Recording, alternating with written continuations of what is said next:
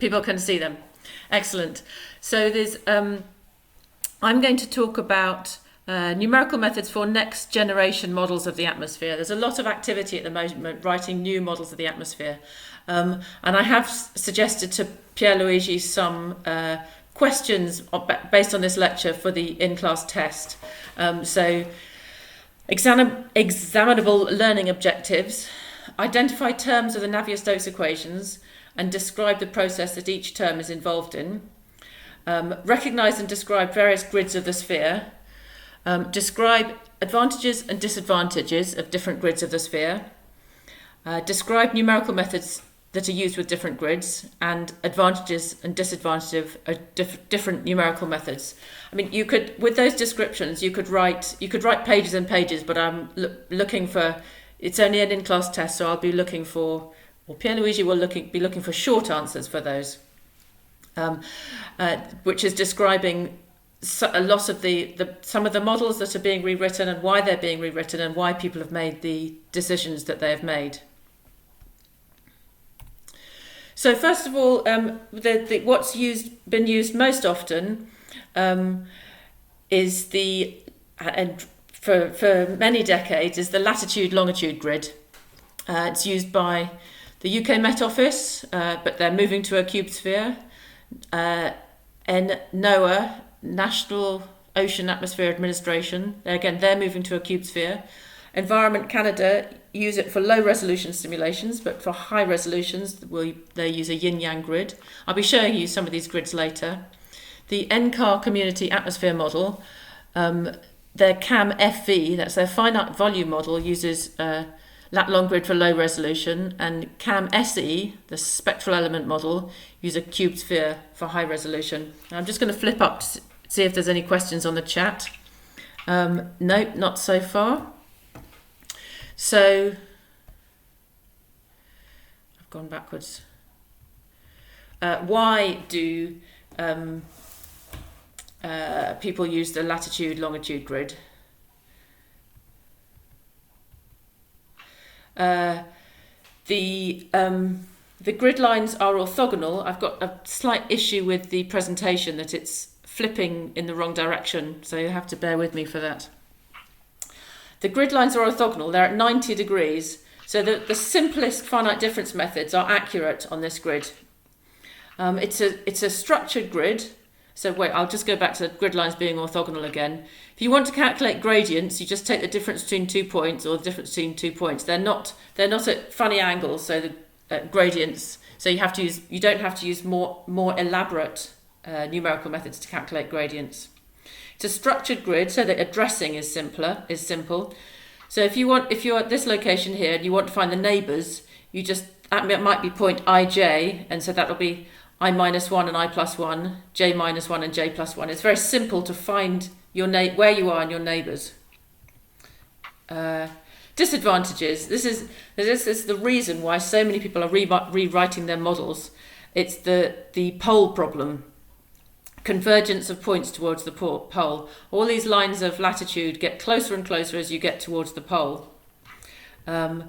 This leads to severe time step restrictions. You'll have learnt about the CFL restriction or current number restriction, that when the grid spacing gets smaller, the time step also needs to get smaller.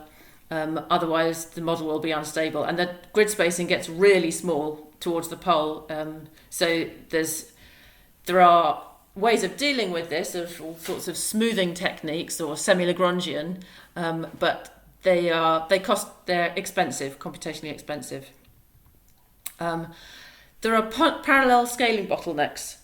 So one of the big drives for all these new models is that when you have a latitude-longitude grid and you run it on a modern supercomputer, which has thousands of processing cores, you decompose the domain.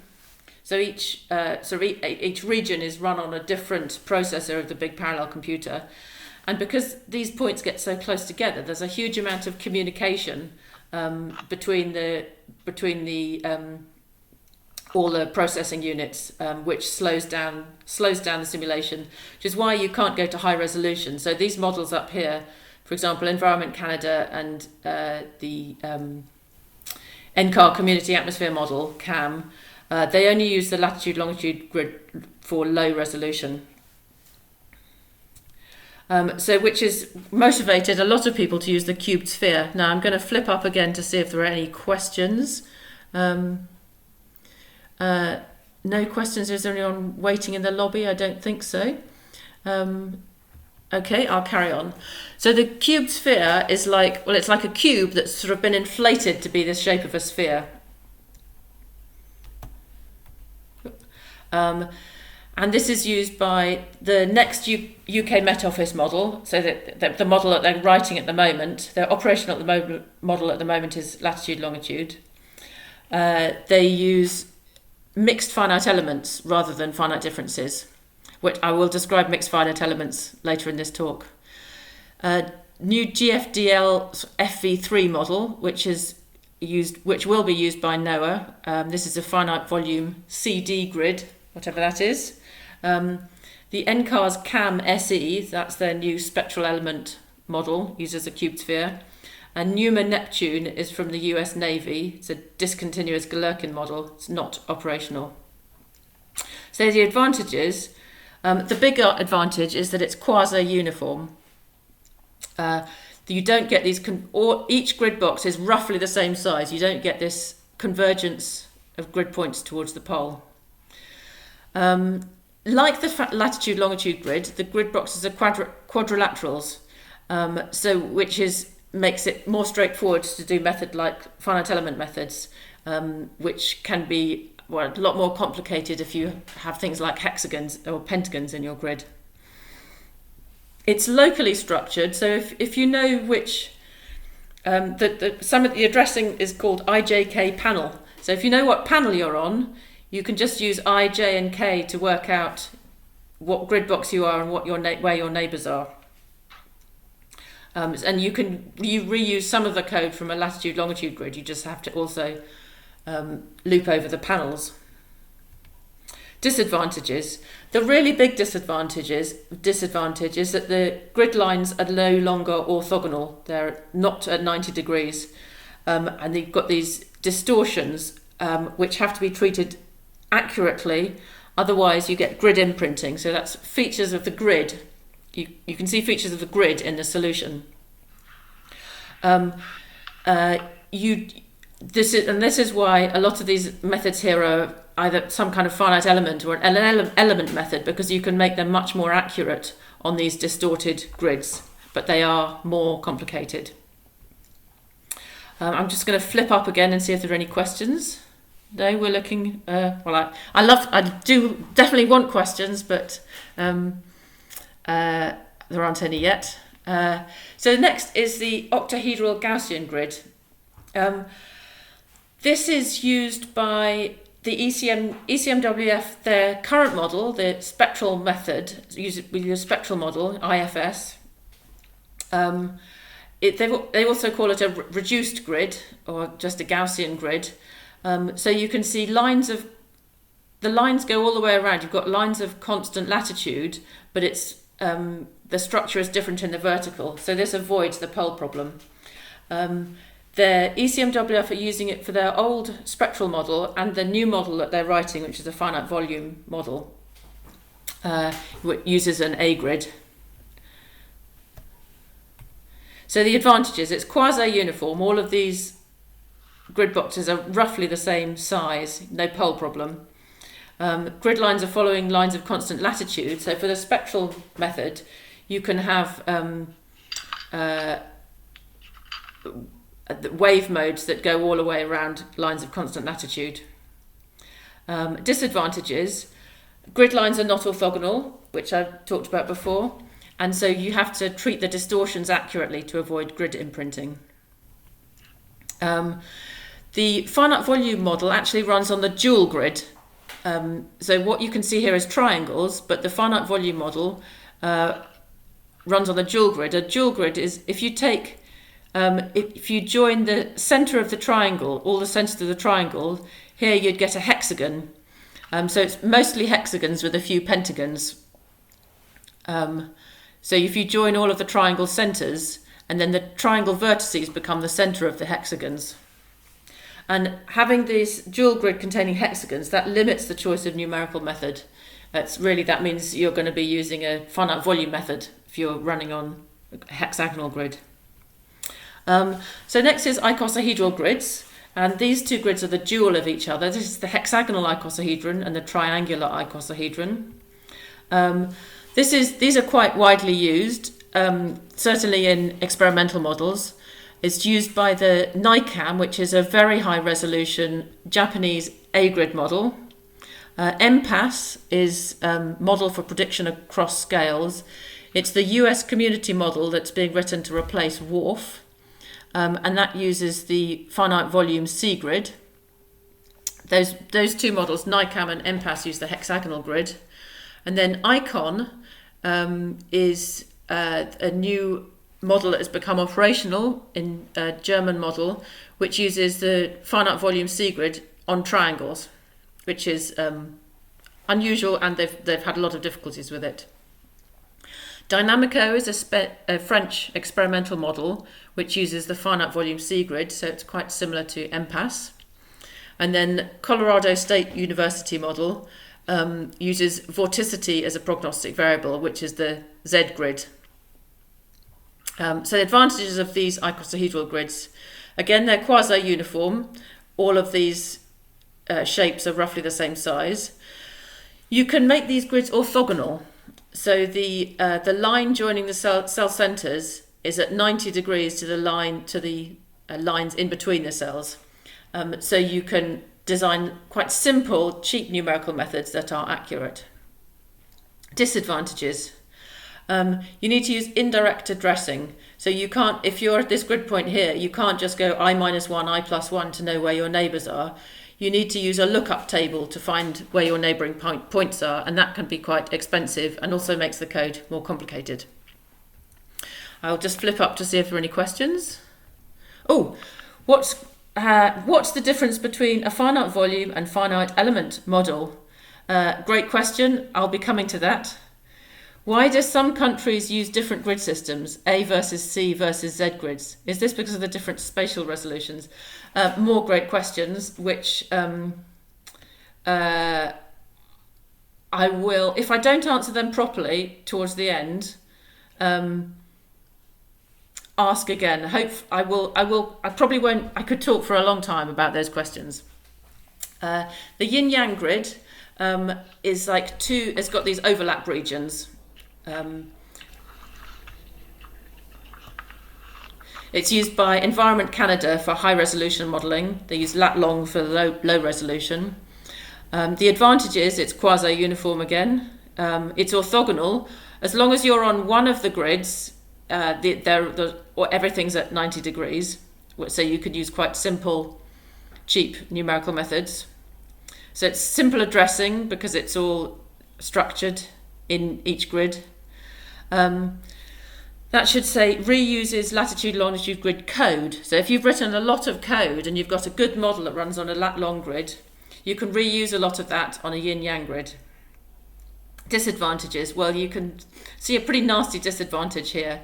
On these overlap regions, conservation is a problem.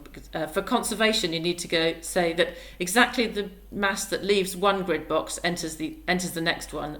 It's much more difficult to do that in this overlap region. It's complicated at the overlaps, and you can get spurious behaviour. You can get features in the solution, oscillations in the solution that occur at the overlaps, but not elsewhere. So now I'm going to have another look at those questions. So the questions are more about the numerical methods rather than the grids, so I will come back to them after I've talked more about the numerical methods. I'm sure you've been shown the Navier-Stokes equations many times. I'm showing them again because the numerical methods that I describe will not be suitable for all of the terms in the Navier-Stokes equations. I'm mostly talking about numerical methods for the terms involved in gravity and acoustic wave propagation. So you've got here the pressure gradients and gravity and the divergence. Each of the equations in the Navier-Stokes equations have got an advection term. So we've got advection of momentum is the nonlinear advection. Advection of continuity, well, actually, I'm including that in gravity and acoustic wave propagation. Advection of temperature and other things. I'm not going to be talking about advection. I'm going to be talking about the numerical methods for the other terms, particularly the wave propagation. So now I'll get on to the spatial discretizations for the wave terms. So these are the discretization methods that are commonly used. I'm going to talk about finite differences, finite volumes, finite element, spectral element, spectral method, spectral element, mixed finite element a little bit, and discontinuous Galerkin I'm not going to talk about. A summary that I could give of this talk is no spatial discretization method is perfect. They all have advantages and disadvantages, and all of these methods are good choices to write a new method, new model, but they're also all problematic.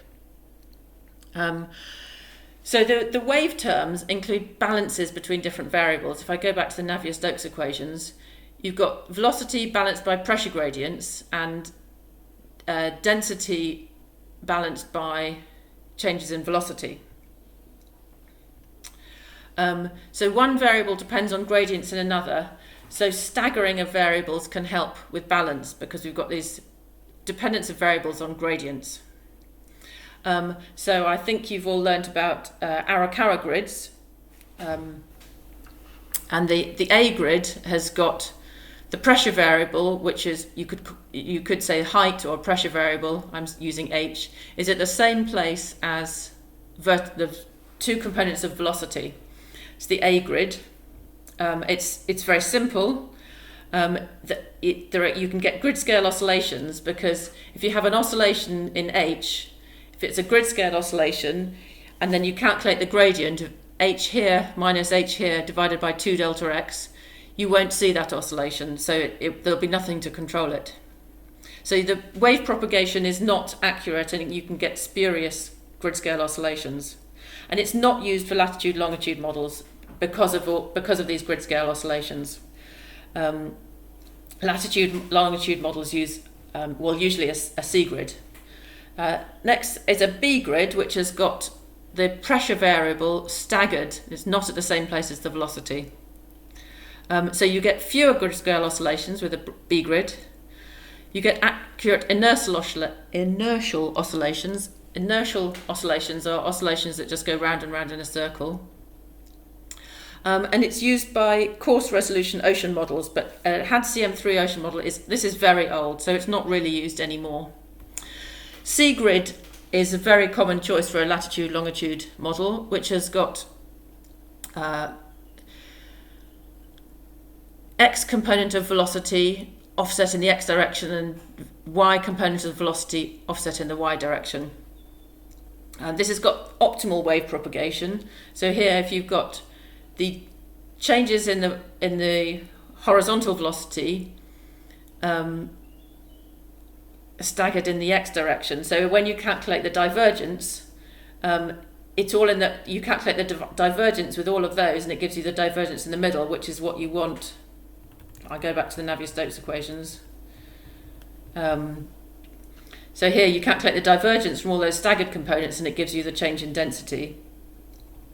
And then to get the pressure gradients, there'll be another pressure here. So you calculate the x component of the pressure, dp by dx here, and it's where you want it, because you need dp by dx to calculate u, and you need dp by dy to calculate v. So this has got optimal wave propagation, doesn't have grid scale oscillations, but it's much more difficult, much more complicated if the model is not a lat-long grid model. It's used by the Met Office operational model. So that's partly answered why the A grid is sometimes used for hexagonal grid models, because it's much simpler. If you're not on squares, it's much simpler to use an A grid. and it doesn't. It's a bit. It's actually it's more complicated to work out what the C grid should be on a hexagon, and it actually loses a lot of accuracy. Oh, that's funny. Oh yes, the finite element method. So these work best on these grids of spheres, grids of squares, and the A grid works okay on different shaped cells, but it's still got these grid scale oscillations. The C grid really works well on a latitude-longitude model. So we need something more accurate for if you've got distorted shaped cells. This is where the finite element method comes in. So for the finite element method, instead of calculating gradients from points and values at grid points, you represent the solution. I'm going to say the solution is little u, is represented as a sum of basis functions. So the basis functions are phi, and you work out, to represent your solution little u, you work out the these coefficients big U such that your solution is the sum of the basis functions.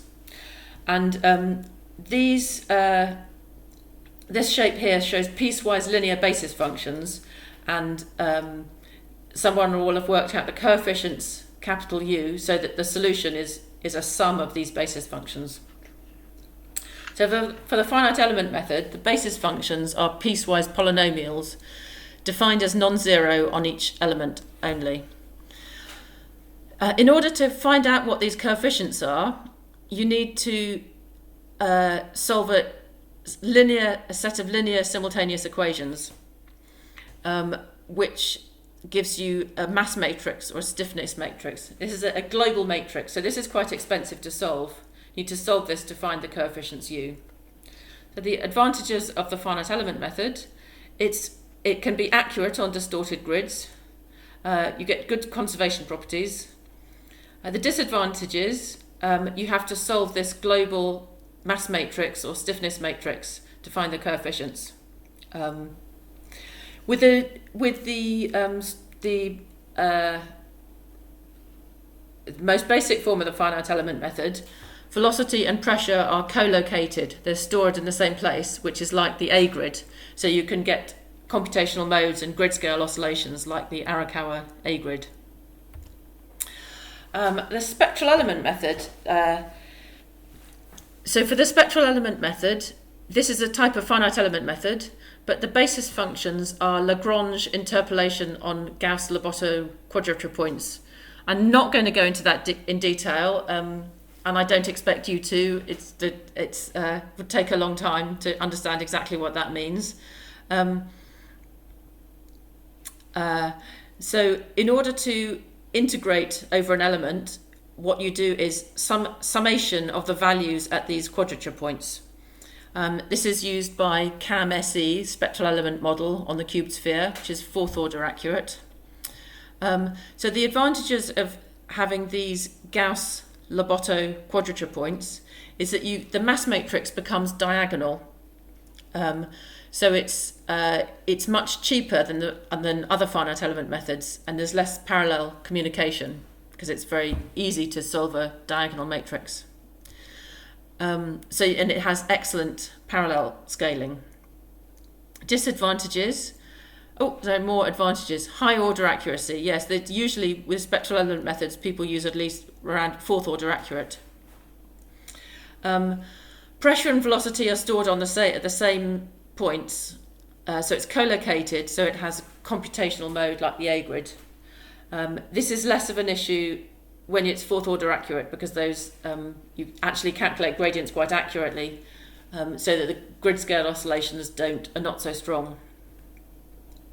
The mixed finite element method gets over this problem with the spectral element and finite element methods, that they have pressure and velocity co-located.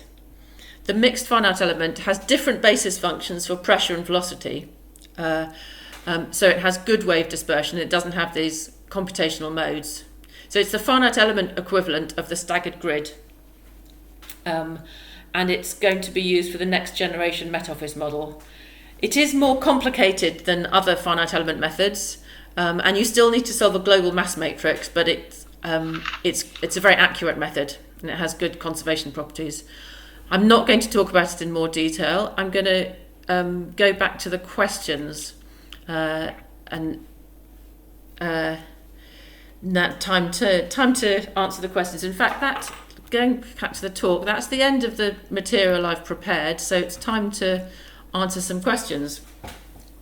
What's the difference between a finite volume and a finite element model? A finite volume model, which I didn't actually describe, which I should have done, uses Gauss's divergence theorem to convert a divergence into an integral over the surface. And so in order to find out the values in a grid box, you work out what goes into the grid box and what leaves the grid box. And it's usually quite low order accuracy. Whereas a finite element model, which I discussed here,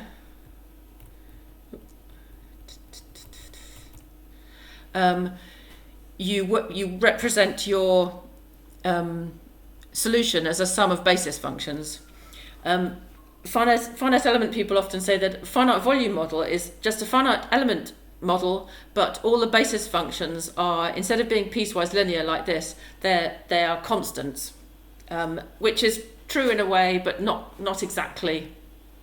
I don't think it's a very good description, but it is a simplification. So the finite element model, finite element method, it's easier to make it. Hi Hilary, I'm not sure if you can hear us, but we can't hear you.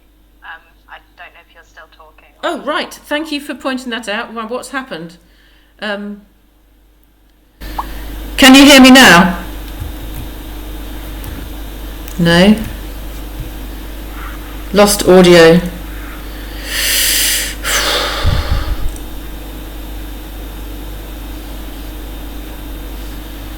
I'm going to try muting and unmuting. No, I can't unmute. Okay, I'm going to leave and join again. I'll try stop sharing.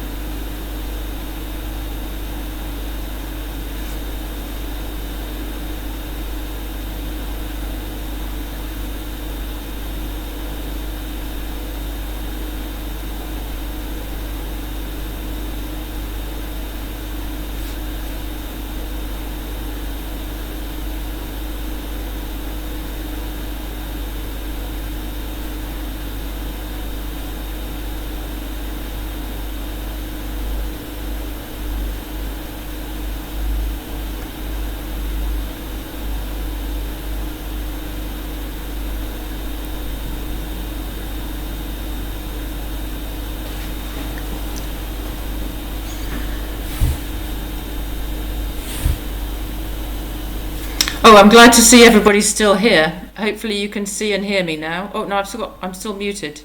I'm unmuted now. I'll go back to the chat, see what's happening. I can hear you. Hooray! That's good news. Right, I will go back up to the questions. I was talking about the difference between the finite volume method and the finite element method. The finite volume method, in order to calculate values in a grid box, you calculate the fluxes over the surface, and they tend to be low order, so first or second order accurate. Whereas the finite element method, as I described in this picture, I'm not sharing my screen anymore. Right, I'll share my screen again.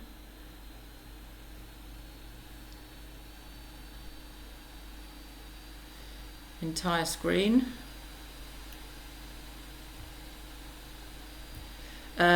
The finite element represents the solution as a sum of basis functions. So you don't get what is the value in this triangle is not equal to what goes in and out over the surface, because in fact the solution is a sum of basis functions. Let me see the next question. Why do some countries use different grid systems, A versus C versus Z?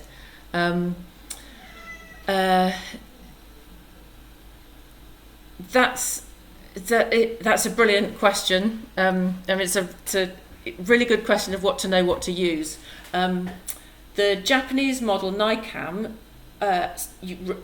wrote a hexagonal A-grid model because at the time nobody knew how to do a C-grid on hexagons. They knew that the A-grid was a problem, but they didn't know how to do the C-grid on hexagons. More recently, the people writing MPAS worked out how to do a C-grid on hexagons, and they wrote MPAS, and a few people copied them, but that's turned out to be actually a lot less accurate than they'd hoped. So the A-grid does actually make sense. It is more accurate than the C-grid on hexagons. The Z-grid appears not to be a good solution. The problem with having vorticity as a prognostic variable is you have to invert the vorticity to find the velocity, which only works really in 2D, and it's also a big matrix inversion, which is expensive. I could talk for hours on that. How do I react to a comment? Maybe you need the desktop app or the mobile app. Sound is good. Have lost audio. Right, so those are the questions. Does anybody have any other questions or would like me to say more about anything? Yeah, this is Pepper. Can you see?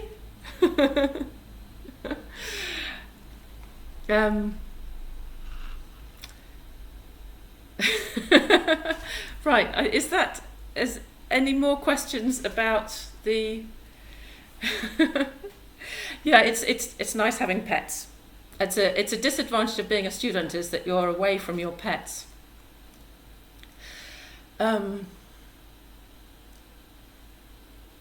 Anything else? Any other questions or comments?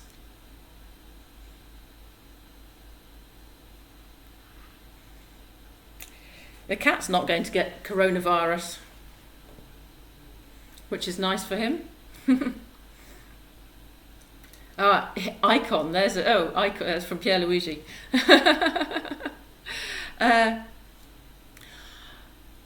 So yes, icon. The icon model is C-grid on triangles, and that was that was started writing quite a long time ago. In probably about 2002, they started writing icon, and they chose to do the C-grid on triangles because they didn't know how to do the C-grid on hexagons. They knew they wanted a C-grid because to avoid the grid scale oscillations of the A-grid. So they went for the C-grid on triangles, and mathematically it seemed like a good idea. It's turned out that the C-grid on triangles has a lot of different grid scale oscillations, and they've had to work very hard smoothing out all those oscillations. And if you get a lot of grid scale oscillations, you can get your model to work, but you have to use a lot of smoothing, so it's not nearly as accurate as you wanted it to be. But they now have got a good model, and they were heavily criticised. Why do you want to do C-grid on triangles? But it turns out that C-grid on hexagons has got a lot of different problems which are coming to light. So talking about the Gauss-Lobato quadrature points. That's a. I think it's quite difficult. I think I won't say more about that actually. You could read papers about it, but I think I'd have to get into a lot of detailed maths to explain more.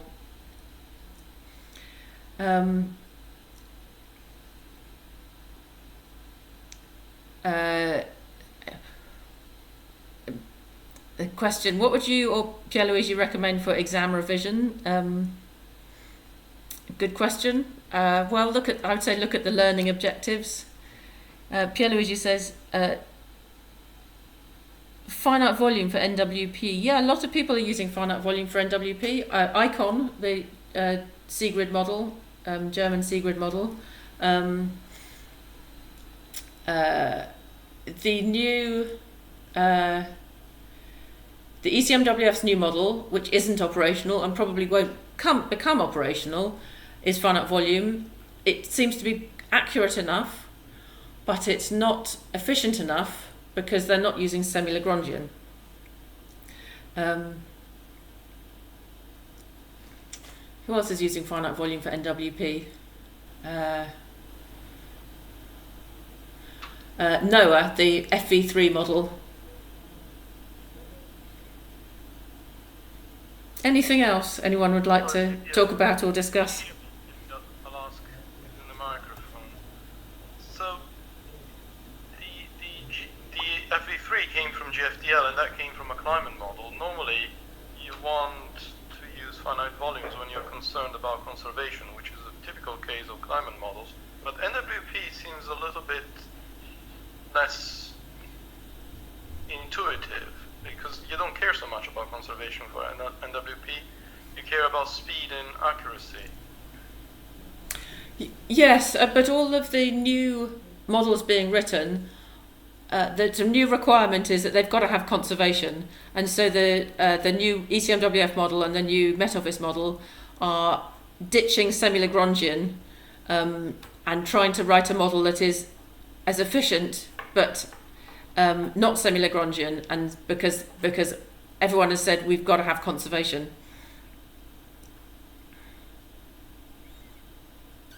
And it's finite element is also does very well for conservation. It's just the semi-Lagrangian that really messes it up.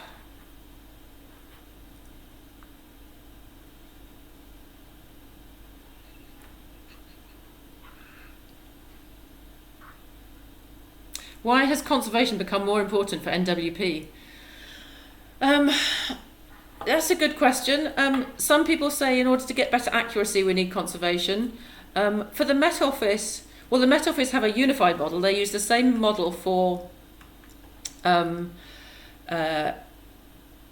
numerical weather prediction as for climate. And they have a lot of users. A lot of people in universities use their model, and everybody says we've got to have, all the users are saying we've got to have conservation. And things like if you want to do chemistry with, or things like predict volcanic ash dispersion, you gain a lot of accuracy from it being conservative. So it's, for weather prediction, people are saying that conservation gets you a lot of accuracy, as well as wanting to use the same model for weather and climate.